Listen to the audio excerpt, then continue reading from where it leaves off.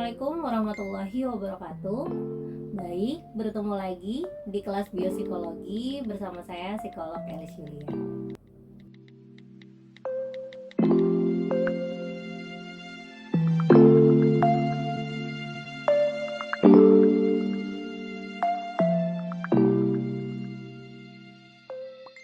Hari ini kita akan membahas mengenai fungsi dan cara kerja dari sistem saraf. Kalau misalnya di video sebelumnya kan kita sudah membahas mengenai anatomi sistem saraf ya. Jadi teman-teman udah tahu nih apa sih itu central nervous system dan peripheral nervous system dan juga teman-teman lainnya ya yang bekerja dalam sistem saraf kita. Nah, kali ini kita akan cari tahu lagi atau belajar lebih dalam lagi mengenai apa aja sih fungsi dan cara kerja dari sistem saraf itu sendiri. Sistem saraf itu kan sebenarnya merupakan bagian dari tubuh kita ya, yang memiliki fungsi untuk melakukan pengaturan kegiatan tubuh dengan cara mengirimkan pesan-pesan, rangsangan atau impuls saraf dan tanggapan atau reaksi dalam bentuk sinyal listrik. Nah, sistem ini sebenarnya juga merupakan sistem yang terkoordinasi atau sistem koordinasi atau bisa disebut juga dengan sistem kontrol yang bertugas menerima atau menghantarkan rangsang ke seluruh tubuh dan memberikan respon terhadap rangsangan tersebut. Dengan adanya sistem saraf kita itu dapat mengetahui kejadian atau perubahan yang terjadi di sekitar kita ini, di mana sensasi yang ada di lingkungan tadi diterima melalui panca indera kita, lalu diproses di otak dan kemudian barulah otak kita memberikan tanggapan atau reaksi terhadap rangsangan yang terjadi pada tubuh kita. Nah, selain itu, sistem saraf juga memegang kendali atas kerja dari organ-organ tubuh kita. Jadi, bukan hanya memberikan respon dari lingkungan kita ya, tapi sistem saraf kita juga bekerja untuk mengendalikan kerja organ-organ tubuh. Jadi, misalnya pacuan jantung, terus kerjanya paru-paru, kerjanya pembuluh darah, semua organ tubuh itu kerjanya itu juga dikoordinasikan lah oleh sistem saraf ini gitu ya. Nah, sekarang mari kita bicara mengenai dua tipe sel dalam sel saraf yang secara general dapat kita temukan baik itu pada central nervous system ataupun pada peripheral nervous system. Pada video animasi berikut penjelasannya mungkin akan jauh bisa lebih teman-teman pahami gitu ya. Sebenarnya jenis dari sel saraf itu sangatlah beragam. Tapi untuk lebih fokus, mari kita pelajari sel saraf yang paling umum, di mana pada strukturnya terdapat body cell, dendrit, akson, dan juga sinaps atau area penghubung antar sel saraf. Dan jenis sel saraf lain yang umum disebut dengan nama sel glial. Sel glial merupakan sel pendukung dari sel saraf, namun bukan berarti sel ini tidak esensial ya fungsinya. Secara struktur mereka memiliki banyak sekali fungsi yang dapat membantu fungsi kerja dari sel saraf. Kata glial sendiri berasal dari bahasa Yunani yang berarti glue atau menempel. Namun fungsi dari glial itu sebenarnya lebih besar dari itu. Beberapa sel glial memiliki fungsi untuk menjaga keseimbangan zat pada ruang antar sel. Ada yang berfungsi sebagai penyambung signal dan juga menjadi pelindung darah dan otak dari zat-zat tertentu yang tidak dibutuhkan dalam kerja sistem saraf. Beberapa glial juga berfungsi sebagai pembuat mielin yang berada di sepanjang akson dan membantu akson dalam mentransfer signal. Beberapa sel glial memproduksi cairan cerebrospinal yang membantu memproteksi otak dan menjaga homeostatis pada otak. Beberapa glial memiliki fungsi imunitas pada sistem saraf.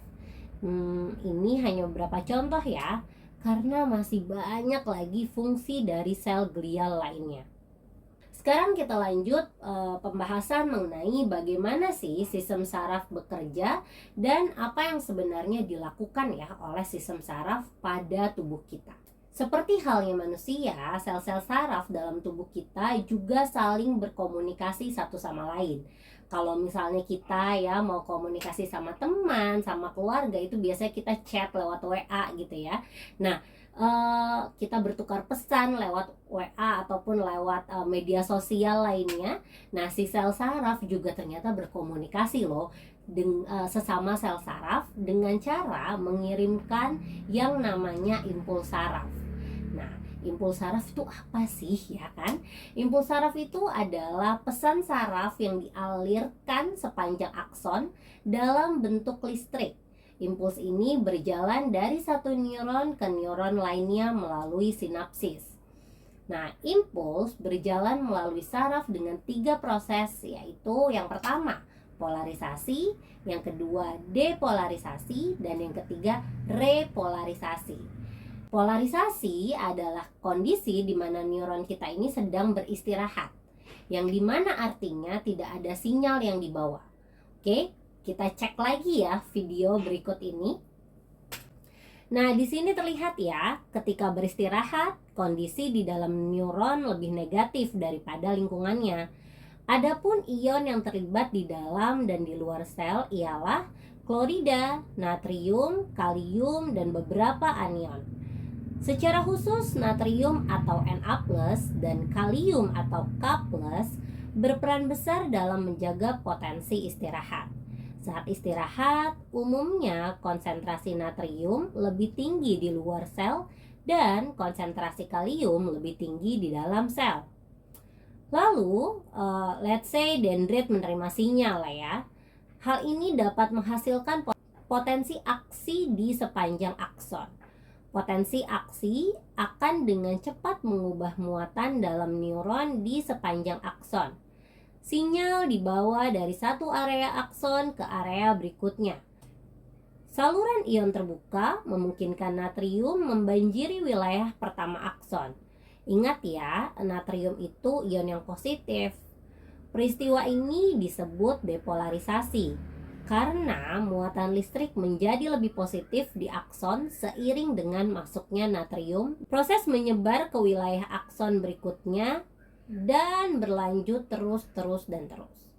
Namun, ketika potensial aksi menyebar ke wilayah akson yang baru, wilayah lama di mana potensi aksi telah terjadi akan mulai pulih kembali ke keadaan semula atau disebut juga repolarisasi. Lalu, apa yang terjadi selanjutnya? Saat impuls berjalan sampai di terminal sinaps, impuls akan dibawa oleh neurotransmitter menuju neuron lainnya. Ada beberapa jenis neurotransmitter dan dapat berasal dari zat yang berbeda. Misalnya saja asam amino atau gas seperti oksida nitrat. Meskipun pada oksida nitrat memiliki pelepasan yang berbeda dibandingkan neurotransmitter lainnya. Umumnya, ketika neurotransmitter dilepaskan dari sinaps, neurotransmitter akan berjalan pada ruang kecil antar neuron yang disebut celah sinaptik. Kemudian mereka dapat diikat oleh reseptor dari neuron berikutnya. Area dendrit dari neuron lain menerima sinyal dan dapat memulai potensi aksi lagi melintasi aksonnya. Begitu seterusnya sampai impuls berjalan menuju otak. Di otak, impuls akan diterjemahkan dan ditanggapi dalam bentuk yang disesuaikan dengan bentuk rangsangannya. Melalui proses ini bisa disimpulkan ya, ada 3 peran penting dalam pemrosesan sebuah informasi di sel saraf kita. Yang pertama itu adalah reseptor atau si penerima rangsangan, yang merupakan sel yang bereaksi terhadap segala rangsangan eksternal dan internal, kemudian mengubah rangsangan tersebut menjadi impuls saraf. Nah, pada tubuh kita reseptornya itu ya panca indera kita. Nah, yang kedua itu adalah konduktor atau komponen yang menerima, mengolah, dan menyampaikan hasil pengolahan rangsangan kepada efektor. Dan yang terakhir ialah efektor atau komponen yang bertugas memberikan reaksi terhadap rangsangan yang diterima tubuh. Pada tubuh kita, efektornya adalah otot dan kelenjar. Itu dia tadi bagaimana proses tubuh kita menerima rangsangan yang akhirnya sampai ke otak, lalu dari otak dikembalikan lagi menjadi sebuah respon. Nah, saya harap video kali ini dapat membantu rekan-rekan untuk lebih memahami lagi mengenai sistem saraf dan juga biopsikologi. Terima kasih banyak, sampai bertemu di video selanjutnya. Wassalamualaikum warahmatullahi wabarakatuh.